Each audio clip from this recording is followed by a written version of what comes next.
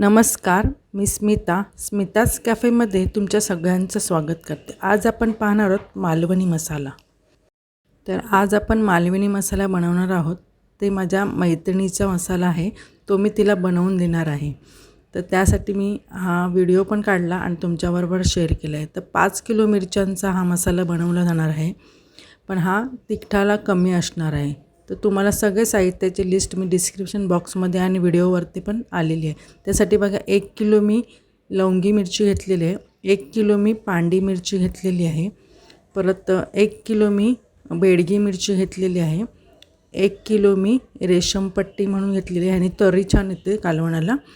तर काश्मीरी मिरची घेतली 1 किलो। तर गरम मसाले कोणते घेतले ते पाहूया। धने 800 ग्रॅम, दालचिनी 100 ग्रॅम, त्याचबरोबर बडीशेप 200 ग्रॅम, चक्रफूल 100 ग्रॅम, मोहरी पाव किलो घेतलेली आहे, दगडफूल 50 ग्रॅम घेतलेला आहे, जिरे 100 ग्रॅम, शहाजिरे 50 ग्रॅम, काळी मिरी 100 ग्रॅम, लवंग 50 ग्रॅम, काळी वेलची 100 ग्रॅम, हिरवी वेलची 50 ग्रॅम, जायपत्री 50 ग्रॅम, मायपत्री 50 ग्रॅम, मेथी 50 ग्रॅम, खसखस 200 ग्रॅम, त्रिफळा 50 ग्रॅम, प्लस नागेश्वर 50 ग्रॅम, हळकुंड घेतलेले पाव किलो, तेजपत्ता 50 ग्रॅम, खडा हिंग 50 ग्रॅम, जायफळ 5 आणि सुंठ 50 ग्रॅम। आता सगळे मसाले आपण भाजायला घेऊया।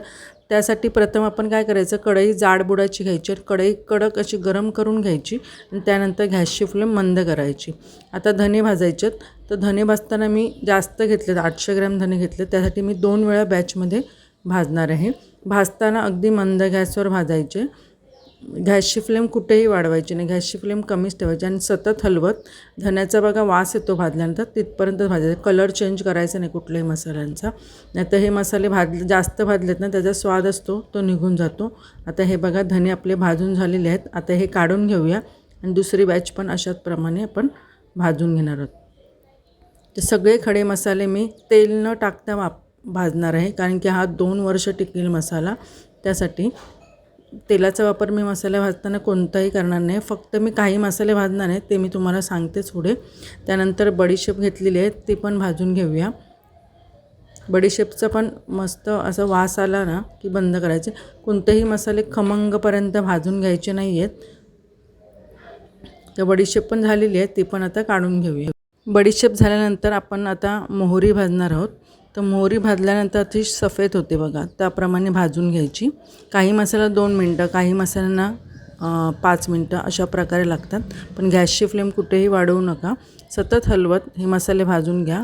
व्यवस्थित मसाले भाजले की मसाला पण छान टेस्टी होतो, त्यासाठी मसाले व्यवस्थित भाजणे गरजेचे आहे, पण जास्त खमंग भाजायचे नाहीत, त्याच्यामध्ये ऑइल असतं, ते ऑइल निघून गेलं की मसाल्याला टेस्ट नसते लागत, त्याच्यामुळे मसाले जास्त भाजायचे नाही। तर मोहरी झालेली आहे, मोहरी आपण काढून घेऊया। त्यानंतर आपली जिरे घातलेले आहेत, आपली फोडणीला देतो ना ते जिरे। आता जिरे थोडेसे भाजले की मी ह्याच्यामध्ये शहाजिरे घालणार आहे, ते पण असे भाजून घेऊया। ते हे पण आता झालेले आहेत भाजून, आता हे पण काढून घेऊया। जिरे झाले की आपण दालचिनी भाजून घेऊया। दालचिनी मी 100 ग्रॅम घेतले, 2 प्रकारचे घेतले, एक सफेद आणि एक थोडीशी काळ्या सालीची असते ती, तर अशा प्रकारे घेतलेली आहे। तर हे पण छान असे भाजून ह्याच्यामध्ये बघा कुठेही मी तेलाचा वापर केला नाही आहे आणि दालचिनी आहे ना अशी तोडून घ्यायची म्हणजे व्यवस्थित अशी भाजता येते। तर हे पण आपण भाजून घेऊ। तर हे बघा दालचिनी भाजून झालेली आहे। तर दालचिनी मी जास्त घेतलेली आहे, परत चक्रीफूल घेतलेलं आहे, तेही जास्त, जे हे फ्लेवरफुल जे मसाले असतात त्याने मस्त वास येतो, ते मसाले जास्त वापरले जातात। त्याच्यामुळे बडीशेप आणि खसखस हे पण जास्त वापरले जातात, त्यामुळे मसाला छान होतो आणि मस्त तरी येते कालवणाला। आणि मी काळी मिरी आणि लवंग मी कमी वापरलेलं आहे, तर तुम्ही मोठी वेलची पण जास्त वापरू शकता, पण मी कमी वापरले, 50-50 ग्रॅम। आता हे सगळे मसाले टाकलेत, त्याच्यामध्ये फक्त काळी मिरी 100 ग्रॅम आहे आणि बाकीचे सगळे मसाले मी 50-50 ग्रॅम वापरलेले आहेत। तर काळी मिरी तुम्हाला जास्त तिखट हवं असेल, चरका बसतो मसाल्याला, जे पण जेव्हा कालवण बनवून चव लागत नाही, तर फक्त चरका बसतो, त्याच्यामुळे मिरची एखाद्या वेळेस तिखट असेल तर चालेल, पण काळी मिरीचं प्रमाण आहे ना योग्य ते ठेवा, जे मसाला व्यवस्थित होतो। आता काय माहिती आहे, ॲसिडिटीचं प्रमाण खूप वाढलेलं आहे, त्यामुळे कालवण वगैरे बनवल्यानंतर काय होतं, असं पोटामध्ये आग वगैरे पडते, त्यामुळे मी जास्त नाही आणि माझ्या मैत्रिणीला असं मीडियम तिखट आणि मस्त लाल कलर आला पाहिजे कानवल्याला असा मसाला बनवून पाहिजे होता, त्याच्यामुळे मी हे प्रमाण घेतलेलं आहे. तर आता मायपत्री आणि जायपत्री पण बघा मी विदाऊट तेलाचीच भाजलेलं आहे. कोणत्याही मसाल्यामध्ये मी तेल वापरलेलं नाही आहे. तर त्यानंतर खसखस भाजूया. खसखस तर एकदम लक्षपूर्वक भाजा, कारण की ती एकदम बारीक असते आणि ही जास्त आहे, त्यामुळे मी अशी वेगळी भाजते. आता बघा मंद गॅसवर व्यवस्थित भाजून घ्यायची. खसखस पण मंद गॅसवर भाजून घ्यायची. खसखसीमुळे काय होतं, मस्त अशी कालवणाला दाटपणा पण येतो. त्यासाठी म्हणजे असं कुठलं पण वाटण नाही टाकलं तर कालवणाला मस्त असं दाटसरपणा येतो. त्यासाठी मी खसखस जास्त वापरली. तुम्ही पाव किलोसुद्धा वापरू शकता, पण तिखटपणा कमी होतो, त्याच्यामुळे मी 200 ग्रॅम वापरलेली आहे. आता खसखस पण झालेली आहे. त्यानंतर मेथीचे दाणे भाजूया. तर मेथीचे दाणे 50 ग्रॅम वापरलेले आहेत. तर मेथीचे दाणे पण लालसरच भाजायचे, जास्त करपवायचे नाहीत, नाहीतर त्याचा कडूपणा वाढतो. त्याच्यामुळे लालसर होईपर्यंत भाजायचे. तर बघा मेथी पण आपली भाजून झालेली आहे. आता मेथी काढून घेऊया. त्यानंतर आपण दगडफूल घालणार आहे. तर दगडफूल घेताना व्यवस्थित साफ करून घ्यायचं, त्याच्यामध्ये माती असते, त्यामुळे व्यवस्थित साफ करून घ्यायचं. कारण की हे दगडावर उगवतं म्हणतात, त्यामुळे हे दगडफूल ह्याने ना मसाल्याला खूप मस्त वास येतो ह्याचा. ते बघा झालं. फक्त गरम करून घ्यायचं. त्यानंतर तेजपत्ता बघा मी कापून घेतलेला आहे. कापून घेतल्यामुळे कसं आपलं व्यवस्थित भाजता येतो. असं एकसारखा व्यवस्थित कुरकुरीत पानं होईपर्यंत भाजून घ्यायची. तर तमालपत्र आपले भाजून झालेले आहेत, ते काढून घेऊया. त्यानंतर आपण जायफळ भाजायचं. जायफळ फोडून घ्यायचे, म्हणजे कधी कधी आतमध्ये खराब झालेले असतात, तेही कळतात आपल्याला. त्याच्यामुळे जायफळ झालेले आहेत भाजून. तर मालवणी मसाल्यामध्ये मीठ टाकत नाही, पण मी टाकते. अर्धा किलोच टाकते, कारण की ते प्रिझर्वेटिव्हचं काम करतं, त्याच्यामुळे मी अर्धा किलो तरी मीठ टाकते. तर ते पण भाजून टाकते. भाजल्यामुळे काय होतं, त्याचं मॉइश्चर कमी होतं, किंवा उन्हामध्ये तापवलात म्हणजे सुकवून घेतलात तरीही चालेल. पण मी थोडंसं काय करते, भाजून घेते, म्हणजे काय होतं त्याचं मॉइश्चर कमी होतं. आता मीठ पण झालेलं आहे भाजून. आता हे काढून घेऊया. काही मसाले आपण तळून घेणार आहे. त्यासाठी मी लोखंडाची कढई घेतली, त्यामध्ये 4 ते 5 चमचे तेल घेतलेले. तर तेल गरम झालं की आपण सुंठ तळून घेऊया. सुंठ थोडीशी ठेचून घेतलेली आहे, म्हणजे व्यवस्थित आतपर्यंत तळली जाईल. तर सुंठ तळल्यानंतर बघा अशी फुलते छान अशी. ते बघा झालेली आहे. आता आपण हे काढून घेऊया. तर आपण त्याच तेलामध्ये हळकुंड तळून घेऊया. तर हळकुंड मी थोडीशी फोडून घेतलेली आहेत. तुम्ही अख्खे तळलेत तरी चालेल, पण मी फोडून घेतलेले आहेत. पण अख्खे तळले ना कधी कधी काय होतं, जे फुटतात, त्याच्यामुळे मी काय करते, असे फोडून घेते. एकदा मी असेच अख्खे तळले आणि असे फुटला तर उडाला पटकन, पण भाजू शकतं, ॲक्सिडंट होऊ शकतं, त्याच्यामुळे मी ना असे फोडून घेते. तर अशाच प्रकारे 2 बॅचमध्ये मी, कारण की हे जास्त आहेत त्याच्यामुळे 2 बॅचमध्ये तळून घेणार आहे. कारण की हळकुंड पण तळले ना की छान असे डबल फुलतात बघा. तर हे पण झालेले आहेत. आता हे आपण काढून घेऊया. अशा प्रकारे दुसरी पण बॅच हळकुंडाची तळून झालेली बघा, छान असे फुललेत हळकुंड. आता हळकुंड झाल्यानंतर आपण आता खडा हिंग राहिलेलं आहे शेवटचं, ते तळून घेऊया.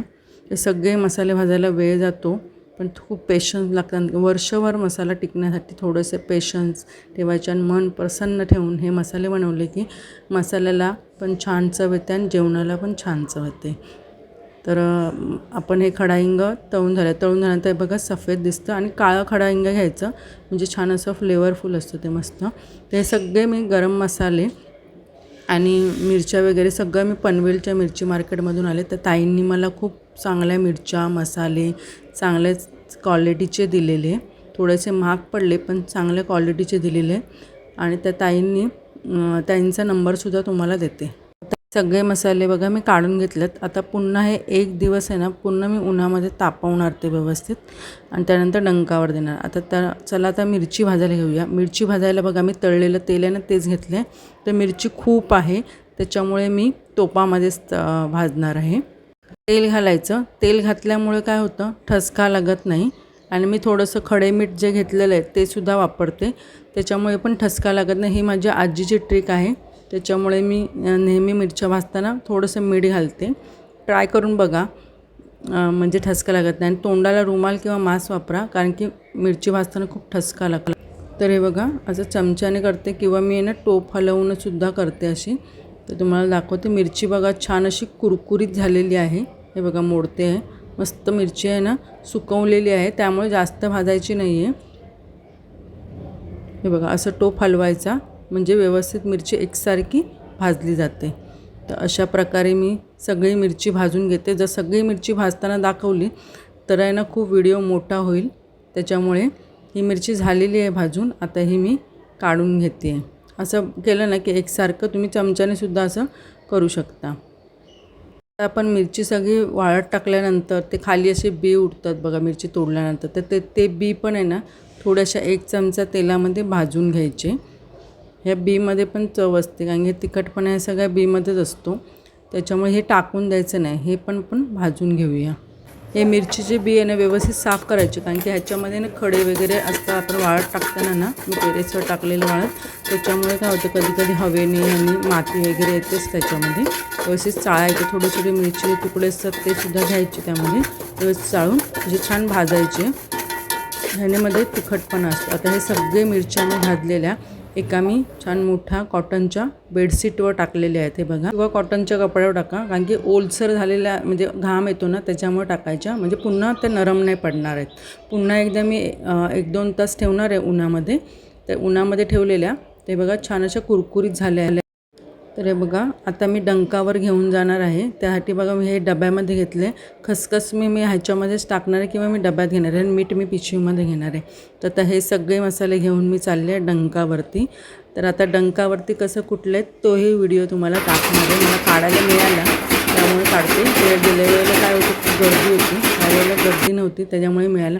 काय झालं अगोदरच मला आतमध्ये घेतलं नव्हतं, त्याच्यामुळे त्यांनी खडा मसाला टाकला. तर त्यांना मी सांगितलं मला व्हिडिओ काढायचा आहे, तर त्यानंतर वरची मिरची टाकली बघा त्यांनी, तोच दिसला आपल्याला. की आतमध्ये कसं एकदम ते गरीब आहेत आणि ते ना पत्रा आहे वरती, त्यामुळे खूप गरम होतं, हवा कुठेच नाही आहे.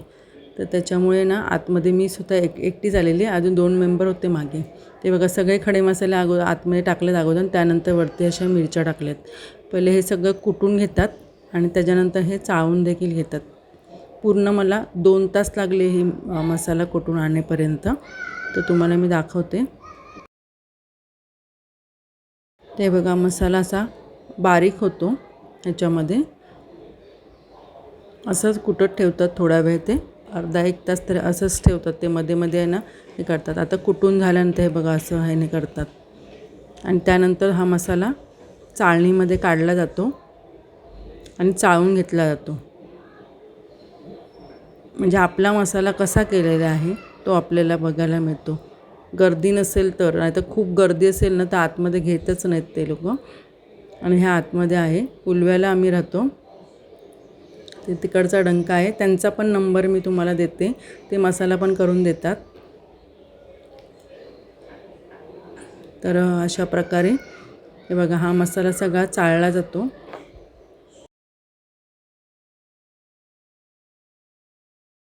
तर हे बघा असा पिशवीमध्ये आपल्याला भरून दिला जातो, आणि त्यानंतर ह्याचं वजन केलं जातं. आणि तर हा बघा मसाला रेडी झालेला आहे.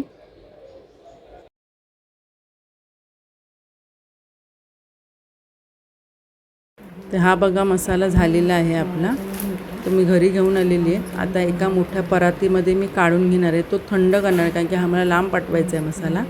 त्याच्यामुळे मी हा पॅकिंग कसा करून देणार आहे तो पण तुमच्याबरोबर शेअर करते. तर हा मसाला मी पूर्ण थंड करून घेतला 1-2 तास, आणि त्यानंतर झिपलॉकची बॅग आहे बघा, ह्याच्यामध्ये हा मसाला भरणार आहे. तर मी हा मसाला असा झिपलॉकच्या बॅगमध्ये भरलेला आहे बघा, आणि त्याच्यामध्ये खडा हिंग घातलेले. जर तुम्हाला काचेची बरणी किंवा चिनीमातीची बरणी शक्य नसेल तर तुम्ही असा पण ठेवू शकता. तर माझ्या मैत्रिणीला असाच हवा आहे, त्यामुळे मी तिला असाच पॅक करून देते. त्यामध्ये खडा हिंग घालते आणि पूर्ण व्यवस्थित प्रेस करायचं, हवा काढून टाकायची, नाही तर काय होतं आर्द्रता निर्माण होते आतमध्ये, म्हणजे ओलसर होतो मसाला. त्याच्यामुळे अशाप्रमाणे आजची आपली रेसिपी झालेली आहे. आवडली तर लाईक, शेअर आणि सबस्क्राईब करा. पुन्हा आपण भेटूया एक नवीन रेसिपीचं. तोपर्यंत बाय.